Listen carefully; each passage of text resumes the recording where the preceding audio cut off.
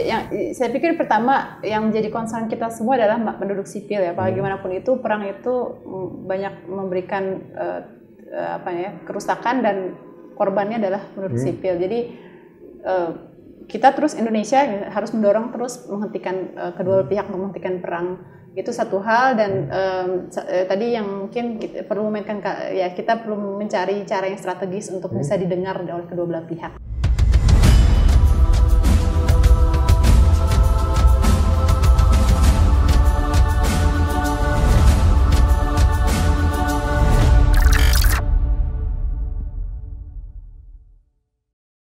Assalamualaikum warahmatullahi wabarakatuh. Selamat sore pemirsa sekalian.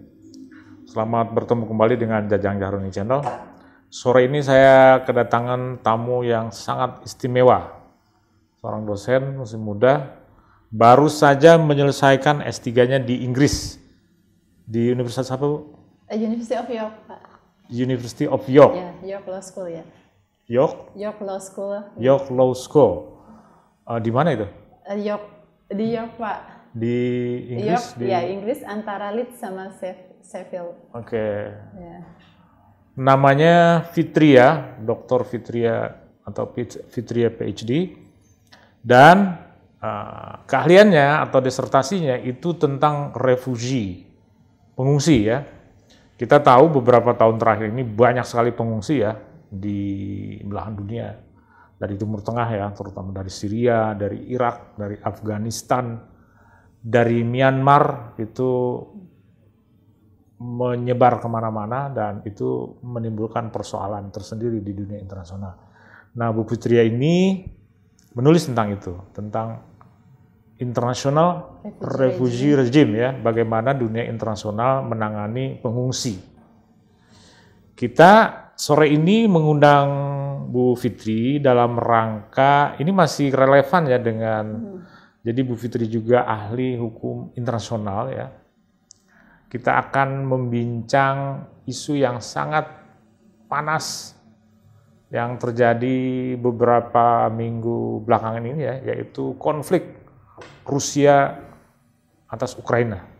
Selamat sore Bu Fitri. Sore Pak, terima kasih atas senang sekali ya saya bisa undang Anda ini. Jadi kemarin itu ada mahasiswa Anda itu bilang, tuh Bu Fitri itu dosen saya keren tuh Pak, katanya undang aja katanya gitu. Nah, terus ya saya undang dan alhamdulillah Anda bisa. Bu Fitri, bisa dijelaskan pendidikan Anda tuh apa sih, tentang apa? Jadi mungkin secara sekilas ya, saya dosen di Fakultas Syariah dan Hukum di Prodi Ilmu Hukum. Saya mengajar hak asasi manusia dan hukum internasional di Fakultas Syariah dan Hukum. Saya menyelesaikan S1 saya di Fakultas Hukum Undip dan S2 saya di Universitas Katolik Perancis, Lyon. S3 saya di University of York, York, UK. Oke, jadi S2-nya di Perancis? Iya. S1 di Undip, S2 di Perancis? Iya. Di Lyon? Lyon, ya. Kemudian S3-nya di York ya? York, iya. Oke. Ya. Jadi bisa bahasa Perancis juga ya? Masih ada yang, gitu lah Pak, masih gitu banyak ya. yang lupa juga. Ya. Sama, saya juga dulu di Belanda ya, begitulah, bisa dikit gitu ya. Sekedar untuk belanja sih bisa gitu kan. Ya. Terus bidang yang Anda tekuni itu apa?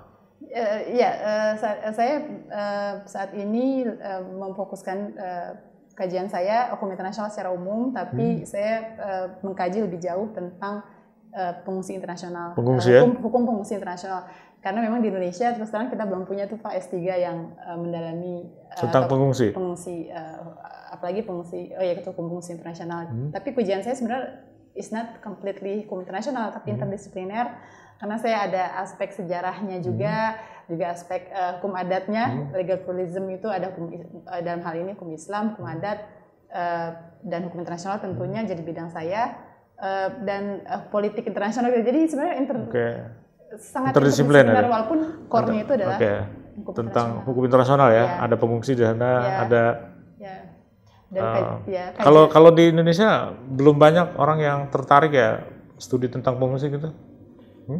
Kita aja di kalangan scholar itu Pak, biasanya background-nya juga beda-beda, yang memang memang tertarik di isu pengungsi ini. Ada kawan-kawan di UGM misalnya tapi International Relation, terus ada kawan di Unpad itu juga di hukum tata negara, terus ada juga yang kajian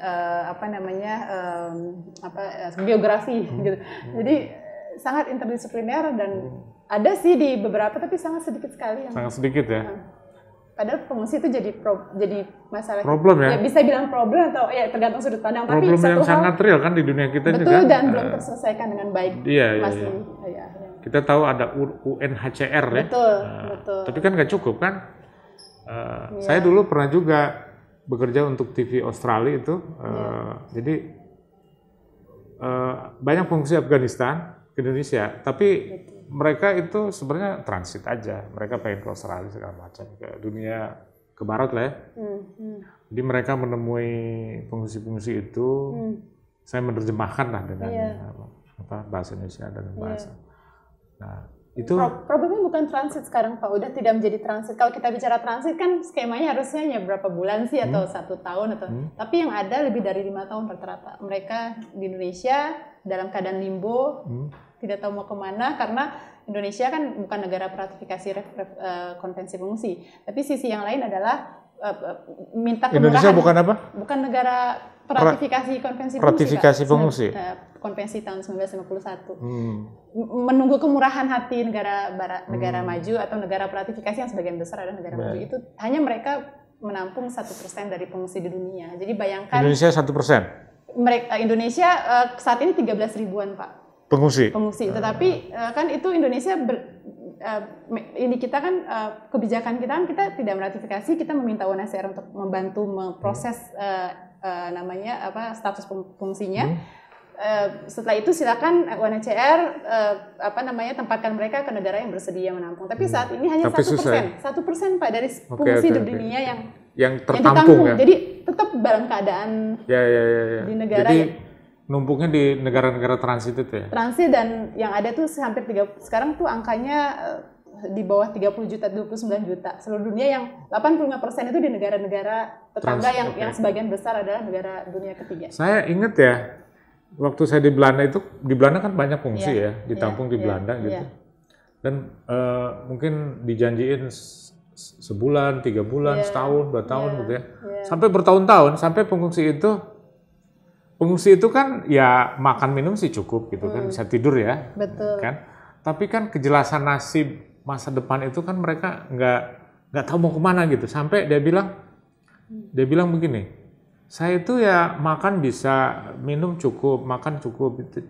Tapi saya ini kan manusia, saya punya masa depan, saya punya cita-cita gitu, ya kan? Dan itu yang bikin ketidakjelasan masa depan saya itu, mimpi aja tuh susah sekarang katanya gitu. Persis yang terjadi di Indonesia kan ya Pak, karena mereka Indonesia bukan ratifikasi, jadi mereka di sini memang sementara tidak boleh atau tidak memiliki hak untuk bekerja, pendidikan, menikah.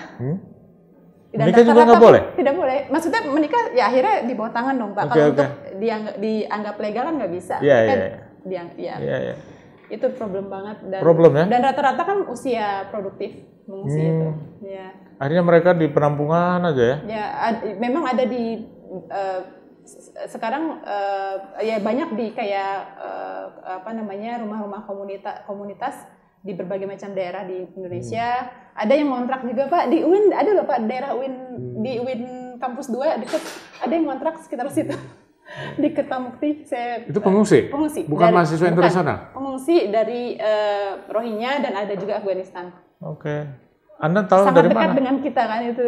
Oh, karena Anda mengontak mereka saya gitu? Ada kawan yang teman Fakultas Hukum UI yang sedang mengkaji itu, kami karena sama-sama punya interest yang sama, dia bilang, Pia, saya biasa dipanggil Pia, itu di kampus kamu ada loh yang dekat di Kertamukti. Oh iya ada tuh saya. Kami akan ada buat project bersama sih Pak untuk anak-anak pengungsi ini, dan akan ada rapat pekan ini untuk ngasih istilahnya dengan melibatkan mahasiswa UIN, gimana mereka bisa akses pendidikan yang informal ya, bisa baca dan sebagainya. Jadi selama saya nggak tahu udah berapa lama mereka di kontrakan itu, tapi ada sekitar belasan pengungsi dan ya karena nggak bisa akses pendidikan secara formal, akhirnya saya minta beberapa mahasiswanya dan ada yang memang tertarik, dari UI juga mau, jadi ini jadi proyek kecil kita sih. Oke. Jadi ada sekitar 29 juta pengungsi di seluruh dunia ya? Ya, sekitar pengungsi. Yang hidup di negara-negara transit itu ya? Transit. Ya. Dan hanya baru 1%? Dari situ 15% yang ada di negara, ditampung di negara maju ya Pak. 15% itu maksudnya udah jadi 5% dari 29 juta itu ada di negara-negara yang sudah meratifikasi dan sebagian besar negara maju. Tapi jadi sebenarnya Pak, kan ada 3 skema bagaimana sih pengungsi itu untuk long term solution-nya. Pertama kembali ke negara asal kalau itu sudah damai, nggak ada perang. Yang kedua bersosialisasi dengan negara di mana dia ini transit, tapi kalau Indonesia kan sekali lagi tidak mungkin karena tidak punya payung hukumnya. Yang ketiga ke negara 3 itu resettlement bahasanya, jadi negara 3 ini ya negara yang telah meratifikasi, yang sebagian besar yang menerima itu adalah negara-negara maju, tapi mereka punya kebijakan nggak mau banyak-banyak gitu cukup. Iyalah, repot kan? Repot. Ya. Meratifikasi itu artinya nanti mereka menjadi warga negara juga di situ gitu. Kalau regulasi nggak mesti Pak sebenarnya menampung. Jadi sebenarnya kalau bicara menciptakan dunia yang adil dan itu ya kalau kita punya kesepakatan itu di antara negara-negara, harusnya negara barat bisa lebih mau menampung karena kita tarik ke belakang nih Pak. Kalau bicara konflik kan siapa sih yang pencetus? It's not completely their fault, but part of the conflict also triggered or maybe done by the Western countries. Western ya kan? Kalau kita lihat Afghanistan, Irak, jadi harus fair aja. So the refugee are resulted from the conflict created by most of the walaupun ya ada internal konflik seperti Myanmar itu kan tidak melibatkan negara luar, hanya persekusi oleh negara, tapi banyak dari konflik yang ada itu karena perang kan Pak. Most of the refugee are from the Middle East ya. Middle East, Afghanistan ya. Afghanistan, terus juga Rohingya, ada Afrika juga Pak, negara-negara Afrika juga sekarang di Amerika Latin Pak, di antara negara di Amerika Latin juga banyak pengungsi ya. Juga yang mereka menampung di antara mereka sendiri. Dan sekarang kita lihat di Ukraina ya, negara yang lagi konflik ini, perang dengan Rusia, tiba-tiba banyak sekali refugee. Jadi mereka harus meninggalkan Ukraina. Dan ternyata dalam hitungan hari ya kita bisa melihat wajah Eropa yang sesungguhnya, ya kan? Pengungsi itu kan ada yang white, yang European white, blonde eyes gitu kan, blonde hair gitu kan. Oh, blue eyes gitu kan. This is not typically like Afghanistan or Iraq gitu kan. This is European. Itu sangat bahasanya sangat rasis gitu. Menurut Anda gimana itu? Iya, saya boleh kutip satu aja Pak. Jadi ada beberapa wartawan dari CBS, Al Jazeera, ada yang Perancis juga saya lupa ya. Saya boleh kutip salah satu aja Pak. This isn't a place with all due respect like Iraq or Afghanistan that has seen conflict raging for decades. This is a relatively civilized, relatively European. Itu yang laki-laki itu ya, siapa? Si Charlie D'Agato. Charlie D'Agato. Jadi saya melihat ini nggak hanya narasi satu wartawan gitu, narasi yang termasuk saya ngelihat Al Jazeera yang kita lihat sebagai yang mencoba untuk berada di tengah kan sebenarnya. Itu juga begitu kurang lebih. Jadi melihat bahwa pertama bahwa mereka melihat konflik itu hanya ada di negara-negara yang uncivilized dan directly mention Timur Tengah, Middle East atau negara mungkin Afrika dan sebagainya yang is not European. Dan ya itu membuat shock mereka dan menunjukkan bahwa yang Bapak tadi bilang pikiran yang Eurocentric gitu. Dan saya melihat terkonfirmasi di tesis saya bahwa di disertasi saya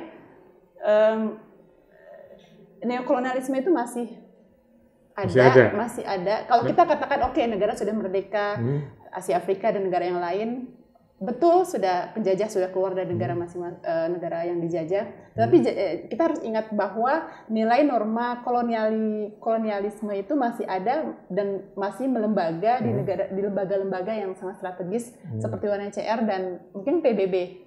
Saat ini kita lihat dengan gamblang di konflik Rusia dan Ukraina.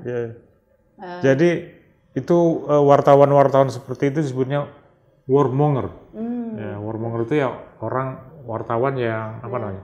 Monger itu yang menstir tentang perang gitu kan. This is European civilized gitu kan. Bahasa civilized itu Pak yang civilized, kita gitu. Berarti di luar itu yang perang itu tidak civilized. Tidak civilized. Dan mereka lupa bahwa yang men-trigger seperti yang saya katakan tadi perang itu kan dengan segala kita mengesampingkan bisa jadi dalam suatu negara itu ada otoritarianisme dan sebagainya. Di Irak, tapi kan tetap itu muncul dari luar gitu. Serangan itu dibangun dari aliansi sekutu Amerika dan sekutu-sekutunya dengan mata telanjang kita melihat gimana Irak dibombardir Amerika dan Inggris gitu misalnya yang jadi leader dengan dalih self defense. Weapon mass destruction gitu kan, dan it's not proven. It's not proven ya kan. Narasi itu yang dibangun, tapi ya itu tadi sebenarnya itu neokon menurut Anda ya? Itu yang menghancurkan Irak, Libya, Afghanistan. Ya, saya melihat gini Pak, kenapa saya bisa mengatakan terlembaga? Pertama kita lihat sistem di UN. Kita punya UN Charter yang memang sebenarnya di pasal awal tuh di awal declaration bahwa negara ini semua punya sovereignty, punya kedaulatan dan punya persamaan, tapi tidak tercermin dalam pasal-pasal yang strategis Pak terkait dengan misalnya menjaga perdamaian dan keamanan dunia. Ya, kita semua tahu mungkin ada keistimewaan 5 negara pemenang perang mendapatkan hak veto itu. Hak veto. Dan kita kemarin Dewan Keamanan bikin resolusi untuk mengutuk Rusia ya kan? Betul. Tapi Rusia dengan mudah memveto, nggak jadi. Nah itu saya bisa bayangkan betapa nggak sukanya Amerika di veto kan. Selama ini kan Amerika tukang veto kan, bikin resolusi buat Israel di veto, veto gitu. Sekarang itu bicara Israel, mungkin Bapak juga nonton beberapa hari yang lalu ada MP-nya Ireland, yang Bernard bilang. Kalau bicara ini Rusia sangat mengecam Rusia itu sangat lantang, tapi bicara Israel dan Rusia berapa 5 hari setelah serangan langsung dikasih sanksi yang banyak, bahkan sanksi terbanyak negara-negara di dunia itu kan ada di Rusia sekarang. Tapi kalau bicara Israel, no sanction. Ini neokon ya, jelas ya. Ya kan Israel itu ya neokon ya, disokong oleh negara-negara besar ya, Barat, terutama Amerika Serikat ya dan Eropa gitu. Dan kemarin MP-nya Irish ya, Ireland ya, Richard Barrett. Dan tentu saja Ireland itu sangat sensitif karena dia juga dijajah oleh Inggris kan, gitu kan. Nah ini menurut ini tentang Ukraina sendiri ya, saya ngelihat jutaan ya pengungsi keluar dari Ukraina, sebagian besar ke Polandia, sebagian besar mau ke Rumania, sebagian besar ke ya kan. Itu ada yang udah ke Inggris juga Pak. Ke Inggris juga. Udah ada. Tapi yang lucu itu pengungsi itu ada kelas-kelasnya ya. European White gitu kan. Ya kan European White is the first class. Kayak pesawat lah. First class European White, itu harus diutamakan, harus didahulukan gitu. Jadi ketika mereka rebutan naik kereta misalnya kan, kemudian yang kelas 2, second class itu ya non European White, black people, African black gitu kan. Kemudian ada orang Iran, ada orang India, ya kan? Nggak boleh masuk ya. Nggak boleh masuk. Nggak boleh masuk. Dan bukan hanya itu kan, kalau dalam keadaan darurat kita paham lah ya, diskriminasi semua. Kita paham fasilitas sangat terbatas, tapi bahwa kemudian mereka sengaja didiskriminasi itu kan mencerminkan bahwa itu nilai-nilai rasisme itu masih sangat kuat di.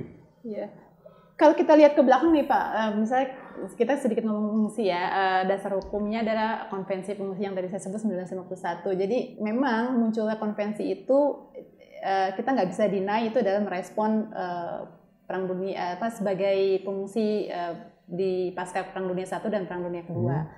Jadi menangani pengungsi di Eropa memang. Walaupun ketika drafting proses di UN itu India dan Pakistan delegasinya agak mengkritisi karena kenapa hanya konvensi pengungsi Eropa, karena kami kan di wilayah kami juga ada pengungsi, harusnya masuk juga dong gitu. It's not only about European refugees.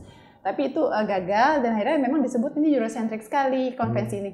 Tapi kita lihat sebenarnya ada perbaikan, ada protokol 1967 yang membuka atau mendefinisikan ini is not only European tapi juga konvensi pengungsi di belahan dunia yang lain, artinya semua pengungsi gitu. Dan dan memang sayangnya sekali lagi tadi kalau kita kaitkan isu pengungsi dan mungkin mentalitas rasisme Eurocentric itu masih ada.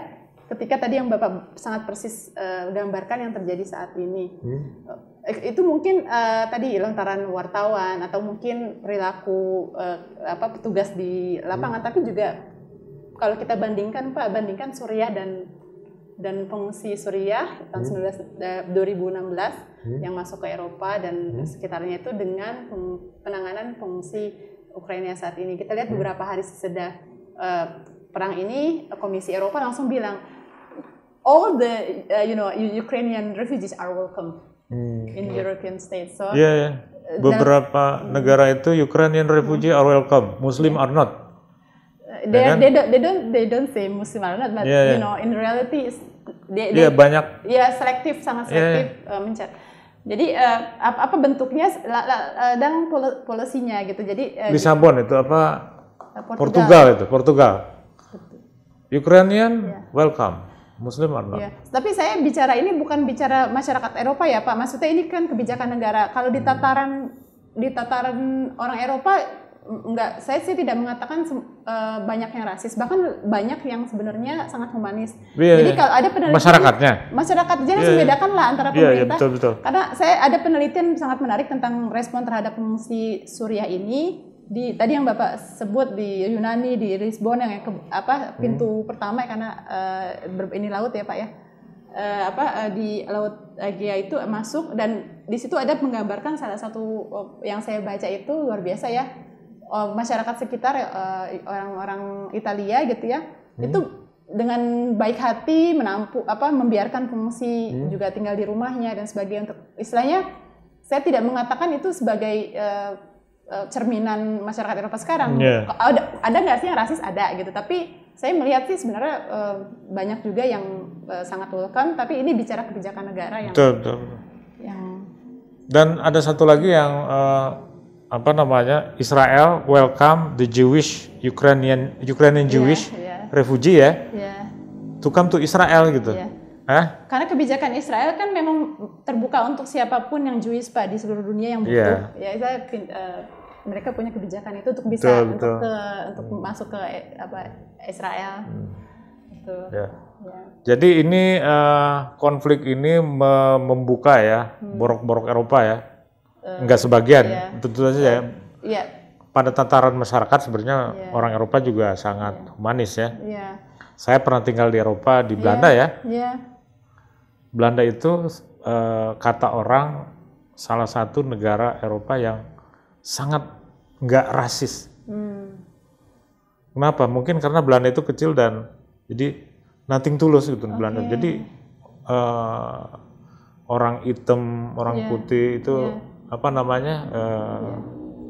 kalau di Amerika orang putih duduk ngobrol sama orang hitam di restoran itu jarang itu. Kalau di Belanda biasa aja. Kalau di Belanda orang hitam pacaran sama orang putih atau punya biasa aja, biasa. Itu Belanda lebih inklusif gitu.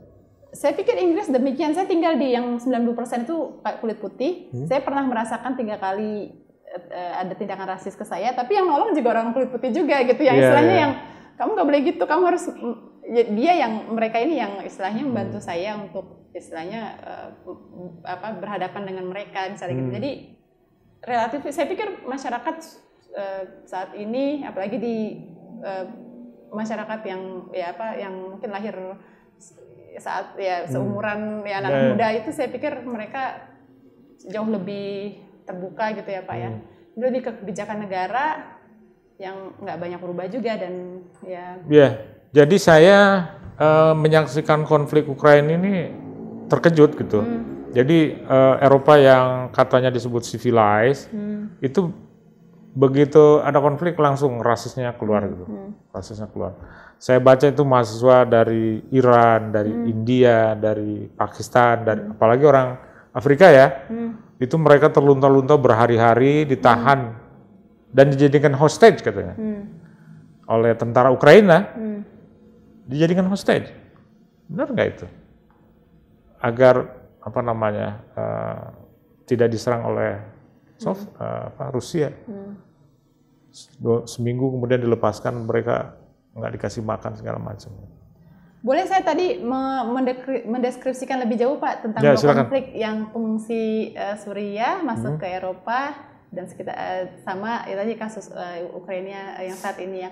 Jadi yang kalau kita bandingkan itu tadi yang Eurocentrik itu kelihatan kenapa? Karena ketika bicara istilahnya masuknya pengungsi Suriah ke Eropa dan ya wilayah sekitar kan kita lihat ada sekitar 5,9 juta ya Pak, 5,9 juta orang itu tahun 2016 yang perang Suriah menyebabkan banyak pengungsi dan kita tahu Europe itu overwhelming banget dengan pengungsi.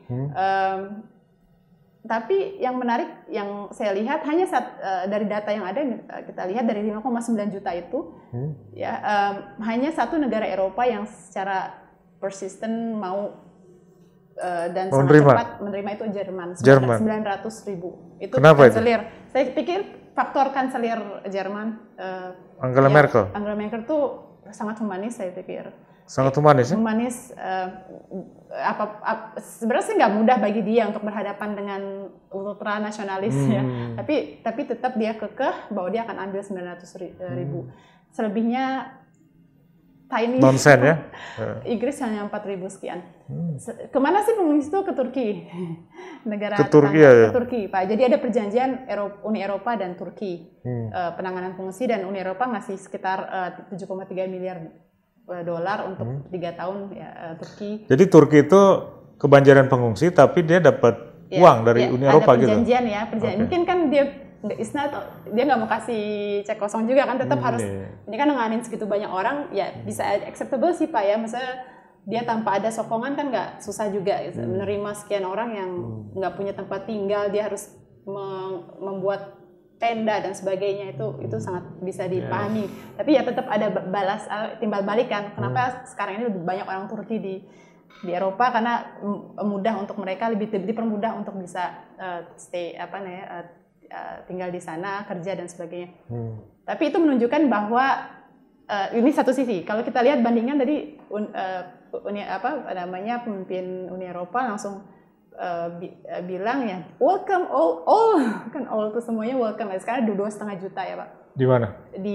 Maksudnya kalau kita bandingkan dengan yang sekarang pengungsi Ukraina ke negara Eropa ada sekitar 2,5 juta dan mereka sudah dijamin paling tidak kalau mereka tidak 1 tahun masih ada konflik mereka tetap bisa tinggal. Mereka bilang bisa punya hak bekerja, bisa hak pendidikan, ya sama seperti negara Uni Eropa. Ini kan padahal bukan anggota Uni Eropa. Because we are European, we are civilized ya. That's why ya. You are European, I am European, so you please come to my country. Betul.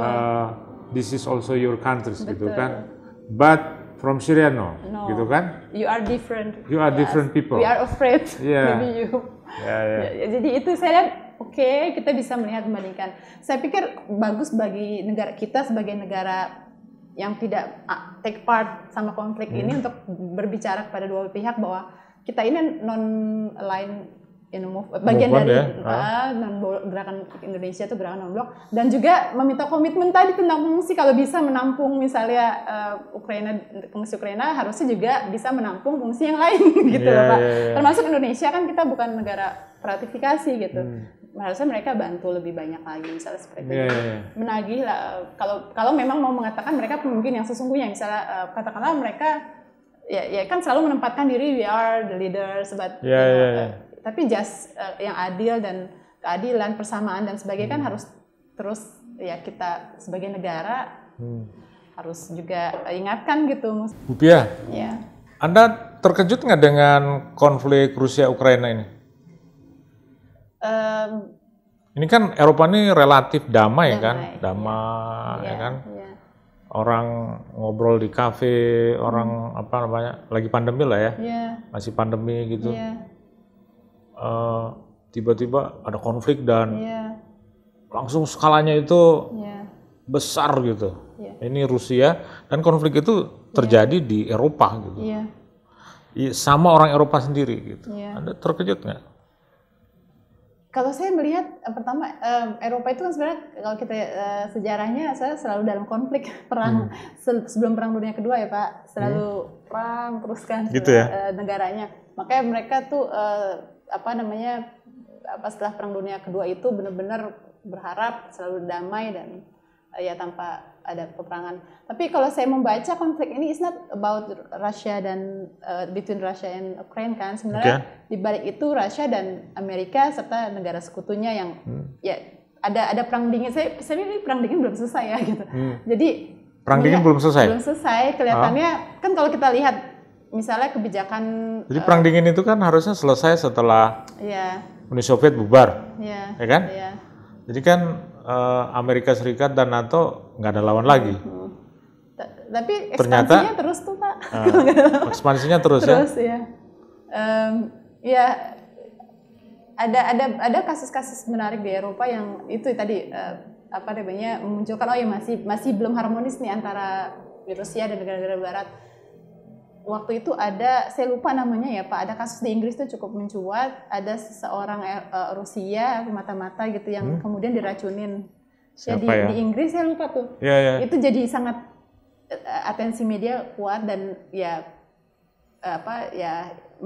saya melihat ya itu agen rahasia Rusia ya yang diracun ya. Diracun. Siapa ya namanya? Saya juga ngeliat itu. Ya Pak ya, itu jadi berita ya. Ada filmnya kan malah. Ya terus? Ya itu satu hal gitu. Amerika dan Rusia juga sebenarnya seringkali kan masih. Jadi saya lihat ini kayak letupan lupa dan akhirnya ini muncul di pas momentumnya Ukraina sebagai yang dekat sekali dengan Rusia. Yang mana istilahnya semakin lama negara ini semakin mendekat ke barat. Rusia pengennya jangan ke barat gitu, tetap ke timur. Ukraina tuh pengen masuk NATO malah kan gitu kan? Uni Eropa, NATO. Itu kan. Kalau Uni Eropa oke lah, tapi mungkin NATO itu kan masalah kan. Jadi kan Rusia itu punya security concern kan. Kalau kamu masuk NATO itu sama aja you put weapon in our doorstep gitu kan. Betul. Karena kalau NATO itu kan aliansi pertahanan bersama, jadi kalau satu terancam semua bisa ikut bergabung. Iya betul. Self defense. Tapi NATO itu sebenarnya serius nggak sih? Kalau Rusia perang ya dia membela negaranya sendiri, tapi kalau misalnya tentara Belanda, tentara ini datang ke Ukraina, serius nggak? Ini perang siapa sebenarnya gitu kan? Mereka masih menghitung-hitung sih, nggak mau kelihatan, maksudnya ya lihat konsekuensinya karena bagaimanapun Rusia masih penting juga bagi Eropa kan gitu Pak, minyak dan gasnya juga masih disokong oleh Eropa. 40% ya? Pasokan gas Eropa itu dari Rusia. Rusia masih musim Terus dingin. Kalau mengembargo gimana? Itu gasnya dari mana? Masalah juga, mungkin itulah kemudian Eropa juga agak berhati-hati juga masalah nuklir ya Pak. Masalah nuklir ya. Gitu. Jadi kita melihat nih dua kekuatan. Tapi tadi saya mungkin lebih banyak mengkritisi dari sisi negara Barat. Tapi sebenarnya kalau kita mengkritisi pun dari Rusia, dia juga punya kekuatan yang besar ya Pak. Negara yang memang pemenang perang. Oke lah kalau mungkin sebagian menarasikan yang dilakukan oleh Rusia adalah sebagai collective self defense karena ancaman dari pemerintah pusat di Ukraina ini menghantam daerah Donbas itu ya Pak ya, region yang baru aja merdeka. Mereka bantu karena Rusia kan menyatakan mengakui kedua secara sepihak gitu ya. Tapi boleh aja kok Pak, dalam hukum internasional tidak ada rumusan. Nggak ada rumusan. Boleh negara mengakui negara yang separatis. Jadi kan kemarin merdeka, sebelum apa ya? Sebelum invasi itu kan Rusia mengeluarkan dekret mengakui betul. Donbas, Luhansk dan apa ya, sebagai negara merdeka ya. Merdeka. Nah setelah itu baru dia ya ada apa namanya istilahnya ya melakukan serangan militer ya 24 Februari. Nah di situ saya menganalisis gini juga Pak, maksudnya kita bisa melihat kok kayak ada impunity ya Pak, maksud negara besar ini ya termasuk Rusia. Misalnya kita lihat setelah sekian lama, kalau pertama self defense, tapi kok arahnya semakin lama ya memang udah agresi gitu, karena sudah berbagai macam sisi, darat sudah mulai ya Pak ya, mulai. Dan kenapa kok percaya diri sekali? Ya kita lihatlah Rusia, karena kita lihat susah untuk menghukum dia gitu. Susah. PBB nggak mungkin menghukum dirinya. Jadi dia kan punya PBB bisa nggak bikin kirim peacekeeper? Jadi ada di pasal 39 piagam PBB itu Pak untuk apa yang bisa dilakukan. Jadi gini, kalau kita bicara PBB ada satu namanya Security Council, Dewan Keamanan itu punya mandat untuk menjaga perdamaian dan keamanan, dan salah satu, jadi sebenarnya perang itu nggak boleh loh secara hukum internasional, boleh hanya dua kondisi. Pertama self defense, yang kedua yang bergerak itu PBB. Security Council boleh untuk menyerang secara militer dan sebagainya, memberikan sanksi seperti yang dilakukan oleh Security Council ketika Irak menyerang Kuwait tahun 1991. Itu 6 hari setelah menyerang langsung kasih sanksi ke Irak. 1991. Nah, jadi boleh, dan melakukan serangan militer juga boleh. Nah, yang terjadi saat ini biasanya kalau ya tadi sebenarnya kan Security Council sudah berupaya untuk melakukan ada sidang darurat ya Pak setelah serangan itu, tapi gagal. Kenapa? Karena Rusia memveto. Nah, jadi kelihatannya terblok Pak, nggak bisa dia bikin resolusi yang apa istilahnya yang menghukum pihak yang dalam hal ini Rusia misalnya, karena Rusia ada di situ, nggak mungkin menghukum dirinya sendiri. Jadi PBB nggak bisa melakukan apa-apa ini?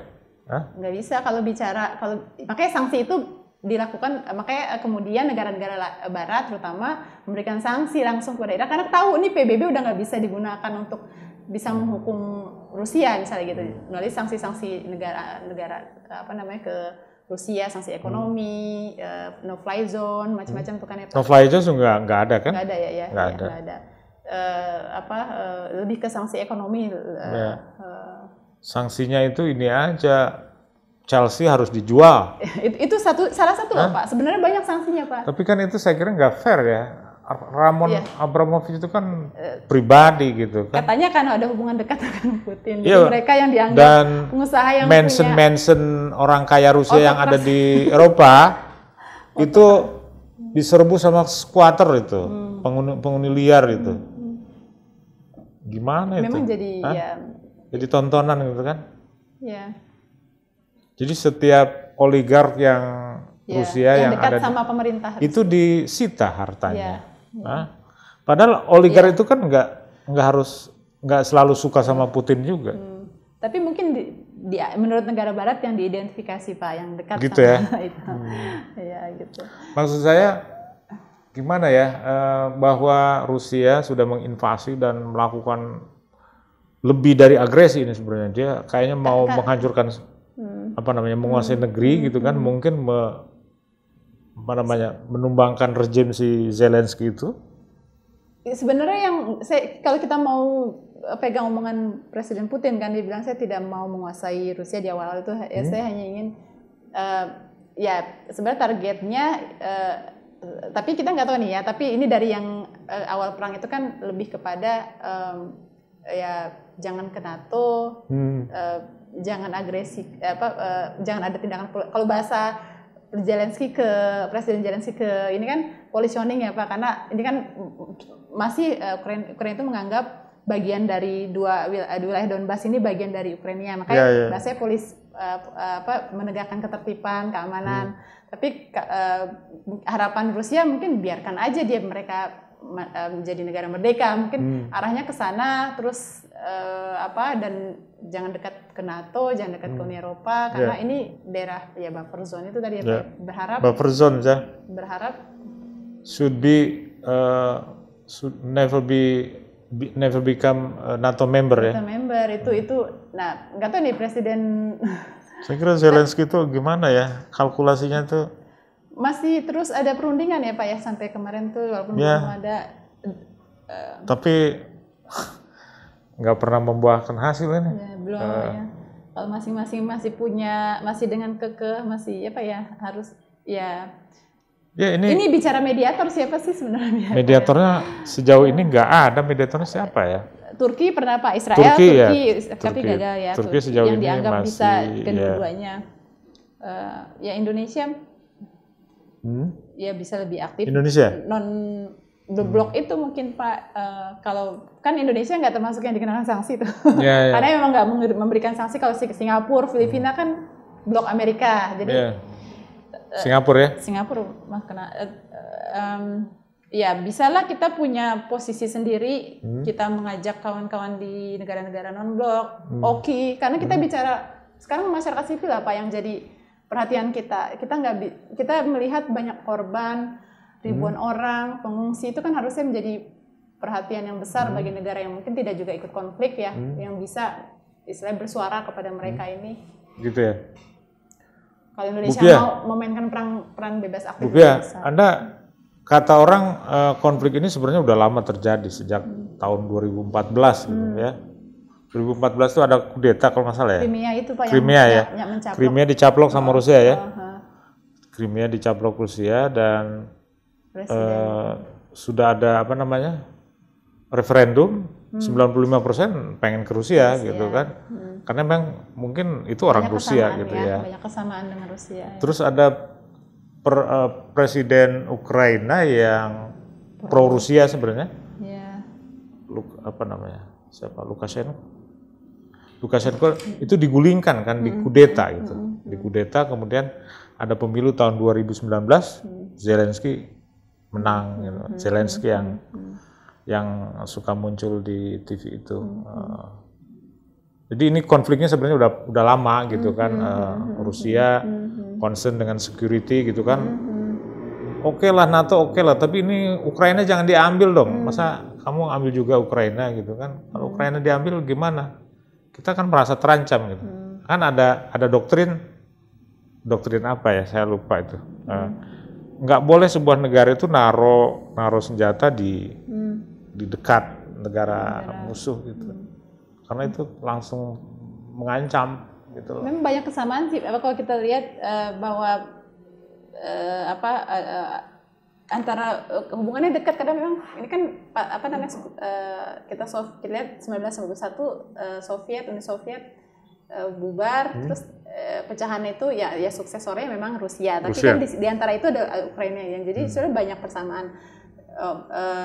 Saya lupa angka persisnya tapi kalau saya nggak salah 1 dari 6 orang Ukraina itu juga bicara Rusia. Terus juga dan ada kedekatan secara bukan hanya historis tapi juga secara hubungan kekeluargaan karena sebagian orang Rusia itu anaknya ada di Ukraina gitu. Jadi sangat dekat gitu sebenarnya. Mereka ini kan bersaudara ya. Saudara walaupun kalau dari Presiden Zelensky ya beda lah gitu. Sampai kan bahasa Rusia jadi dihapuskan jadi bahasa di amandemen konstitusinya itu. Jadi memang semakin ingin mendekat ke barat menghilangkan sejarah. Ya Rusia pengennya gitu Pak. Jadi ya butuh kearifan.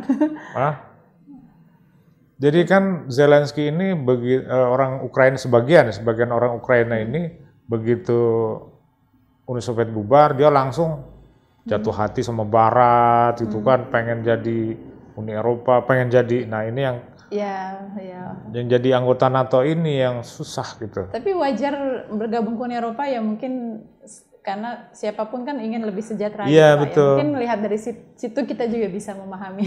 Itu. Wajar ya. Wajar, sangat wajar. Tapi Turki itu udah lama itu pengen jadi Uni Eropa nggak diterima itu, kenapa? Karena satu hal Pak, Turki salah satu syarat itu adalah menghapuskan hukuman mati. Turki gitu? Nggak mau. Ya, satu hal yang jadi, tapi sisi yang lain sebenarnya gini. Uni Apa Eropa bukan karena Turki itu orang Islam? Nah, ya satu hal yang lain ya Uni Eropa masih melihat ya itu secara formal gitu sih Pak aturannya kan menghapuskan Uni Eropa itu sebenarnya pilih-pilih juga. Yang kedua ya melihat Turki you are not completely European, you know. Yeah. Karena Turki 2/3 kan Asia. Threatening Europe ya. Iya. Hah? Ya. Threatening Europe sebenarnya Yeah, Turki kan. Turki kan pernah Turki menguasai Eropa. Ya, kalau kita bicara Ottoman Empire. Iya. Lincah, tapi sebenarnya Turki itu negara. Tapi Turki itu saya kira menarik ya. Dia tahu. Saya pernah orang Turki ngomong, the European don't like us, never like us. We know that. So we play the game with the European. So we still bidding in the European membership. Even at the end we know that the European will reject. Gitu. Tapi tetap aja itu bid sama Uni Eropa itu menjadi isu politik penting di Turki gitu. Karena kalau Turki itu kan pengen jadi Uni Eropa. Jadi coba gimana nggak pilih kasih Uni Eropa itu ya. Siprus itu kan ada 2. Itu mungkin Eurocentrik itu ya Pak? Iya. Ya Siprus Turki. Siprus Turki nggak masuk Uni Eropa, Siprus Yunani masuk Uni Eropa. Padahal masuk Uni Eropa juga krisis kan, banyak yang krisis itu karena kan inflasi banyak sekali gitu. Yunani misalnya inflasi, Portugal inflasi gitu. Jadi Uni Eropa itu kan mengasumsikan ada apa namanya? Tapi kebebasan itu kan penting juga Pak.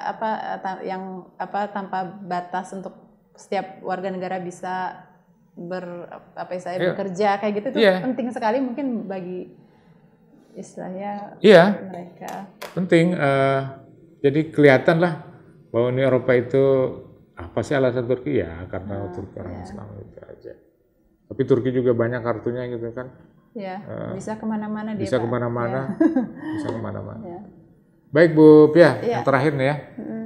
Ini kira-kira menurut Anda konflik ini gimana?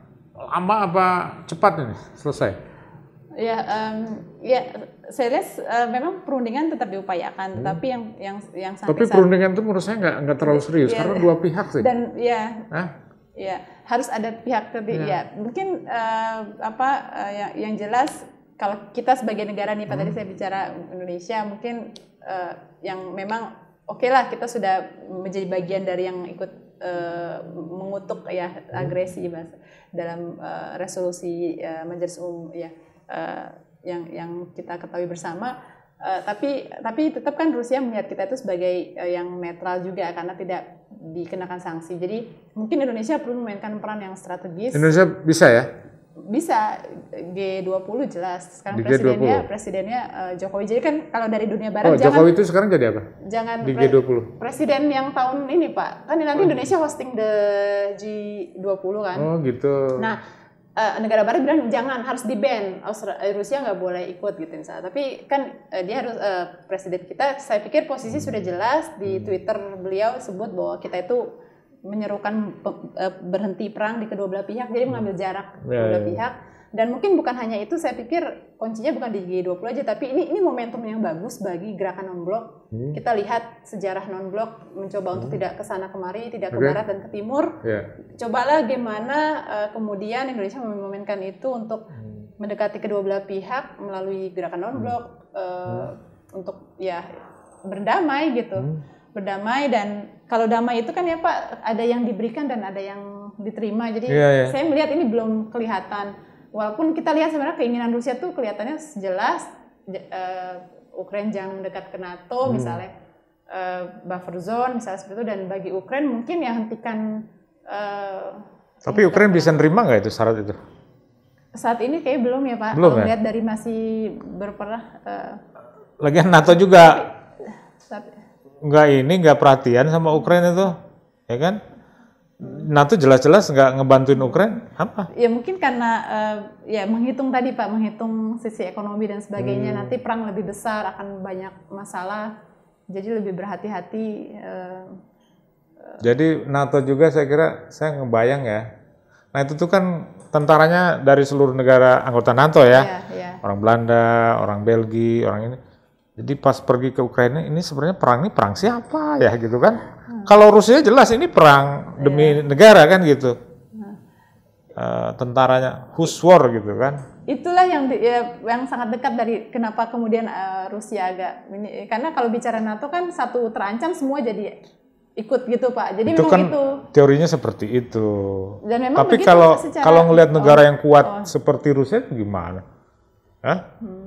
Amerika lah, NATO itu kan di belakangnya Amerika aja nggak berani itu. Ya saya nggak tahu apa nggak berani itu kata yang tepat ya. Tapi saya ngelihat Joe Biden itu lembek menurut saya. Saya ngelihat tentara Amerika keluar dari Afghanistan kok begitu ya menurut saya. Nggak kebayang itu. Iya, menarik diri. Lembek banget Biden nih. Ya mendingan Trump sekali. Trump. Tapi Let's make America great again. Janganlah Pak. Kita ingin dunia yang lebih baik. Iya, kita ingin dunia yang lebih baik. Tapi kalau lembek kayak sampai sekarang saya perhatiin itu nggak ada itu sepak terbangnya apa inisiatif. Yang beda ya Pak, Bapak yang belajar di Amerika saya nggak tahu, tapi kalau saya kan rata-rata tuh presiden Amerika dari law school ya Pak, tapi law school yang biasanya Yale, terus kayak Harvard gitu, Bill Clinton, apa namanya sebelumnya, sesudahnya Obama kan prestigious. Kalau kita lihat mungkin nggak tahu secara intelektual. Siapa? Selain mungkin udah lumayan sepuh ya. Joe Biden. Beliau kan dari kampus yang mungkin it's not that, ya kan? Enggak menurut saya enggak begitu. Itu kepribadian saya kira ya. Lembek saya kira orang itu. Menurut saya ya. Saya ngelihat dia mengeluarkan withdraw ya American troop dari Afghanistan dengan cara yang seperti itu. Menurut saya memalukan itu, disgusting itu. Orang Amerika ini disgusting ini. Jadi orang Amerika naik pesawat tuh diubur-ubur sama Taliban itu gimana? Oke, Bu Pia. Iya Pak. Terakhir nih ya, sebelum closing, ada kalimat nggak yang ingin Anda sampaikan? Kira-kira win-win solution ya? Ini kan kita ada Rusia, ada Ukraina. Juga di belakangnya ada NATO ya, ada Amerika Serikat. Tadi Anda bilang neokon itu kan selalu cari celah lah ya. Tapi di belakang Rusia juga ada Cina gitu kan. Neokon itu kan nggak bisa dihilangkan, selalu ada kan. Meskipun dia sembunyi di balik lembaga-lembaga internasional, negara. Menurut Anda gimana? Ya, saya pikir pertama yang menjadi concern kita semua adalah penduduk sipil ya. Bagaimanapun itu perang itu banyak memberikan kerusakan dan korbannya adalah penduduk sipil. Jadi kita terus Indonesia harus mendorong terus menghentikan kedua pihak menghentikan perang. Itu satu hal dan tadi yang mungkin kita perlu mainkan ya kita perlu mencari cara yang strategis untuk bisa didengar oleh kedua belah pihak. Tadi gitu ya? Mungkin gerakan non-blok dan sebagainya itu mungkin salah satu opsi. Yang juga kita harus lihat tadi kalau menghubungkan dengan neokolonialisme dan konflik ini, maka kita harus bersuara juga lebih lantang. Kita punya sejarah. Presiden Soekarno itu kan pionir gerakan non-blok kan Pak. Saat ini Presiden Jokowi mungkin harus lebih lantang lagi bahwa kita perlu mewujudkan tatanan dunia yang lebih adil. Reformasi di Dewan Keamanan PBB kelihatan normatif sih, tapi saya pikir harus digaungkan juga gitu, maksudnya gitu ya? Menyadarkan kita nih sebagai penduduk dunia bahwa ada sesuatu yang tidak adil di sistem itu. Reformasi Dewan Keamanan PBB, termasuk tadi kita ngomong pengungsi panjang lebar ya Pak, gimana kemudian negara Barat juga harus adil melihat masalah pengungsi ini is not only they should also concern untuk pengungsi bukan yang white dan blonde, tapi juga pengungsi Indonesia. They are talking about the refugee from Syria, from Afghanistan, from Iraq ya. Now they are talking about the refugee coming from Europe itself, ya kan? Betul. Jadi how can they deal with that gitu. Dan mewujudkan yang lebih adil itu tadi bahwa mereka juga harus menanggung yang porsi yang lebih besar untuk bisa menampung pengungsi termasuk ada skenario begini, Ukraina ini dikorbankan untuk medan perang baru gitu antara Barat sama Rusia. Jadi kan kalau konflik ini berkepanjangan, Rusia juga akan terganggu ekonominya kan. Betul. Itu dan Cina juga akan terganggu, jadi dikorbankan aja gitu. Ada ini enggak? Saya belum melihat ke situ. Belum ya? Karena cara ini kayak, kita belum tahu cara penyelesaiannya gimana ini. Kalau misalnya Putin menggulingkan pemerintahan kemudian membuat pemerintahan yang pro Rusia itu kan mudah sekali gitu. Apa Barat diem aja gitu? Ya memang.